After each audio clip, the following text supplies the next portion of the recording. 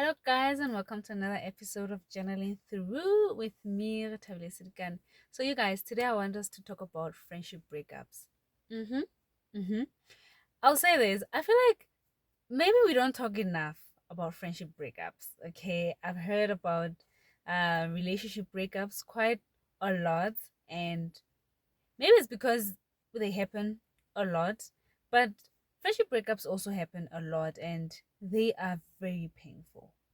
Friendship breakups, I don't know, I doubt um romantic relationship breakups are like that, but friendship breakups are, anyone who has gone through a friendship breakup will tell you that that is one of the most painful painful moments of their lives. Okay, and I just want to say it's totally okay. It's totally okay for friendships to end, and sometimes they don't even end because anything bad happened. um it's just because you outgrew each other. There was a change somewhere. And I just want to say this: just because you were friends with someone for 10 years, 15 years, 2 years, it doesn't mean you were made to be friends forever. You know, some friendships are circumstantial. You find that you were friends because you worked at the same place. You were friends because you attended the same school, you lived at the same neighborhood, and all that. And when there's a change, the friendship ends, and it's totally okay. And so some of the reasons that friendships end could be betrayal. um this is something that really, I feel like most friendships end because of betrayal.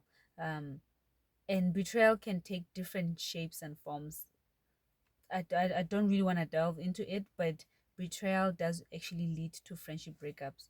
And I think being betrayed by someone you call a friend is the worst feeling on earth, is the worst feeling, because it's something you never see coming. Because with friends, you let your guard down, you let them in, you tell them everything about yourself. You find that you tell them things that even your parents, your siblings don't know about, you know. And for them to betray you, maybe by telling someone or whatever they can do to betray you, or you do to betray them. Because, yeah, we have to admit that sometimes we do actually mess up our friendships as well. We are not always the victims, right? So, yeah, definitely betrayal is definitely up there. And for me, I feel like betrayal is the worst. And the funny thing is, even in romantic relationships, there is betrayal, and people bounce back from betrayal. Have you seen people that maybe it's cheating or whatever, and 3 years down the line, they actually reconcile, and they get back together and they build that thing. I think it's very easy to forgive betrayal from a lover. To some degree, I think it's easy compared to forgiving betrayal from a friend, because you really didn't leave any room for that person to disappoint you. That was like your safe space.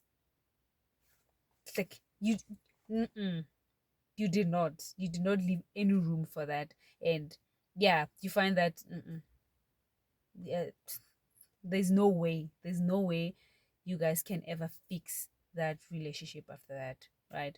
So the second reason could be just change in interests. You find that you guys had something, you had a shared hobby, you had a shared taste in music, whatever it may be, and suddenly one of you guys changes, their interest changes, they don't like that anymore, they like something else.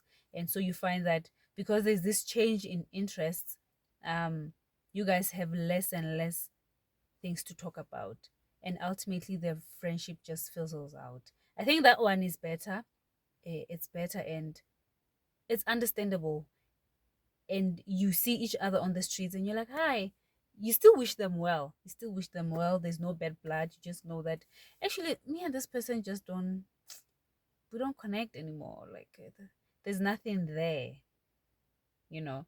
And Well, another one could definitely be when you feel like there's no room for you in the friendship anymore, and when you feel like you're constantly giving, when you feel like you're constantly reassuring, encouraging this person, listening to their problems, which is good, but you're constantly emptying your cup for this person and they are not doing anything for you in return.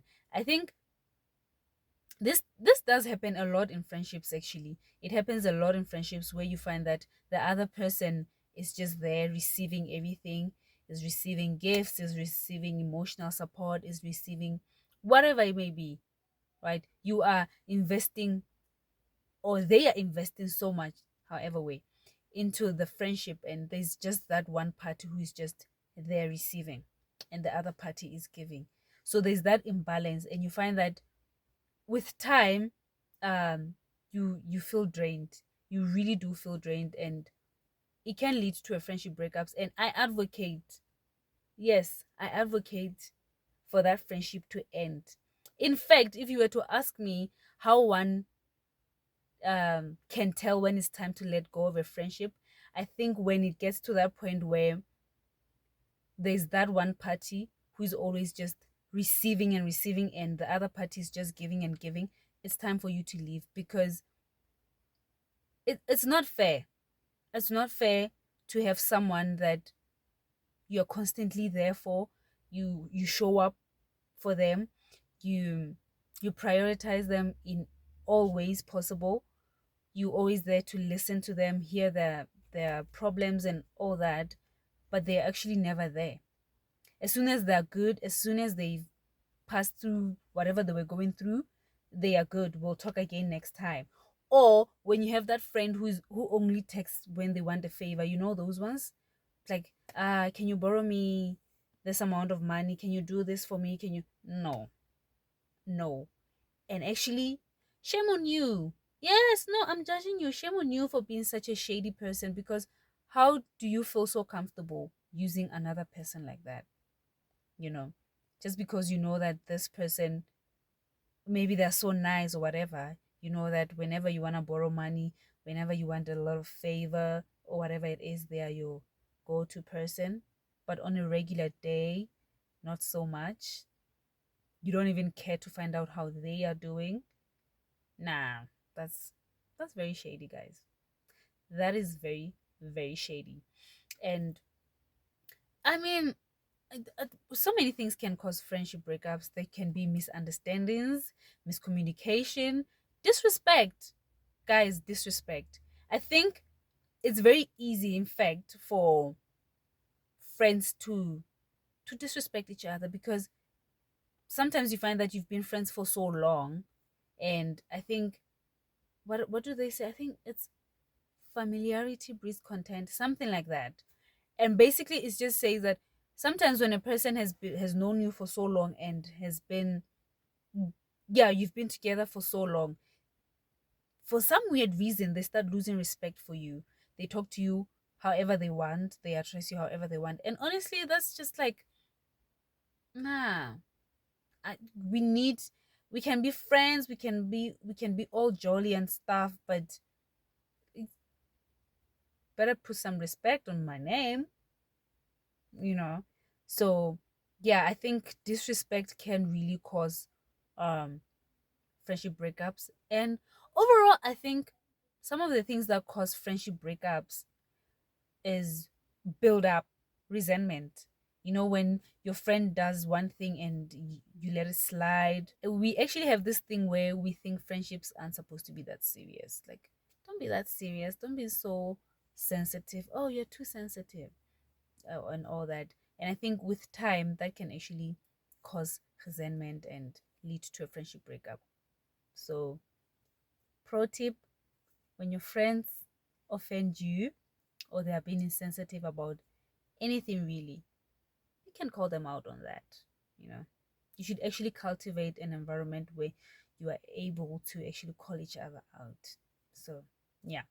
hmm And yeah, finally, I just want to say that friendships end, guys. Just like romantic relationships end, friendships do end as well. And I know it's not something we foresee hangata, but actually they do end, and there's no shame. I know they usually come with a lot of shame. Friendship breakups come with a lot of shame, and you tend one person tends to really doubt if they're a good person.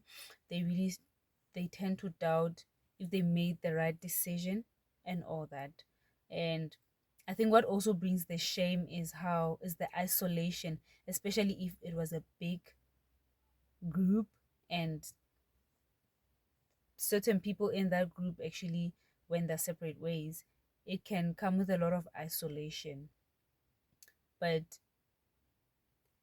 it's okay. It's really okay. And like I said, just because you were friends with someone for a long time doesn't mean you guys were actually meant to be friends forever.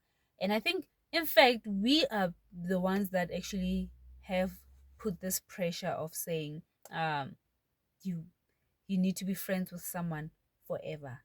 It's really very unrealistic because things change, people change, situations change. It is what it is, really. And we just need to maybe sensitize ourselves to the idea that actually even friendships do end. Some friendships are here for a certain season, and then after the season they are over, and it's totally and absolutely fine.